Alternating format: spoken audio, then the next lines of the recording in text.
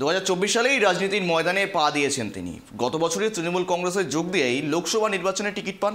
হুগলি কেন্দ্র থেকে বিজেপির লকেট চট্টোপাধ্যায়কে হারিয়ে হন সাংসদ।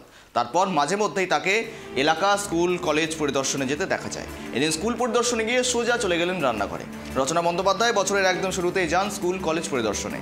প্রথমে যান চচুড়ার দুটো কলেজে যান, তারপর যান সেখানকার দুটি স্কুল, যতীশচন্দ্র এবং অনুকূলচন্দ্র স্কুলে। সেখানে গিয়ে চেখে দেখলেন বাচ্চাদের জন্য তৈরি করা মিড ডে মিলের খাবার।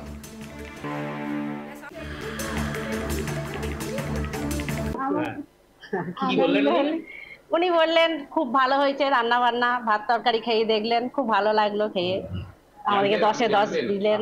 আপনারা কি জানতেন যে আজকে না না না, আমরা কিছুক্ষণ আগে জেনেছি, মিনিট 5 আগে। রান্নাঘরে আসবে সেটা কি জানতেন? না না না, তাও জানতাম না।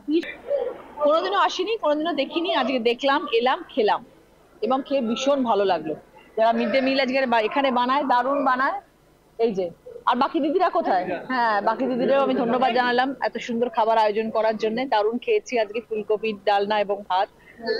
এবং এটা দেখে খুশি লাগলো যে এত ফ্রেশ রান্না হচ্ছে এবং বাচ্চারা পুষ্টিকর খাবার খাচ্ছে, মশলা নেই, তেল নেই, সুন্দর খাবার তাদের জন্য আয়োজন করা হচ্ছে। পরিষ্কার রান্নাঘর, এত সুন্দর অ্যারেঞ্জমেন্ট করে বাচ্চাদেরকে খাওয়ানো হচ্ছে, এটা দেখে ভালো লাগে।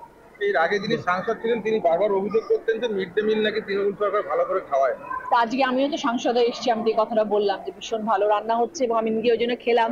যেহেতু মিড ডে মিলের স্কুলে এসেছি ওই জন্য আমি খেলাম, দেখার জন্য যে যে খাবারটা বাচ্চারা খাচ্ছে খাবারটা কেমন, এবং সেটা অসাধারণ একটি ভালো খাবার এবং এরকম খাবারই খাওয়া উচিত নিজেকে সুস্থ রাখার জন্য, তেল মশলা ছাড়া খাবার।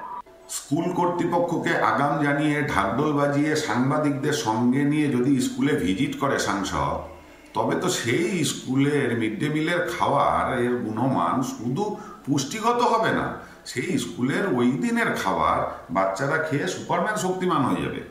বাস্তবের মাটিতে যদি দেখতে হয় তবে আমাদের যে সাংসদ ছিল সেই সাংসদের মতো স্কুলে আচমকা ভিজিট করতে হবে, তবে উনি বুঝতে পারবে তৃণমূল জামানায় মিড ডে মিলের গুণমান কোন পর্যায়ে গেছে।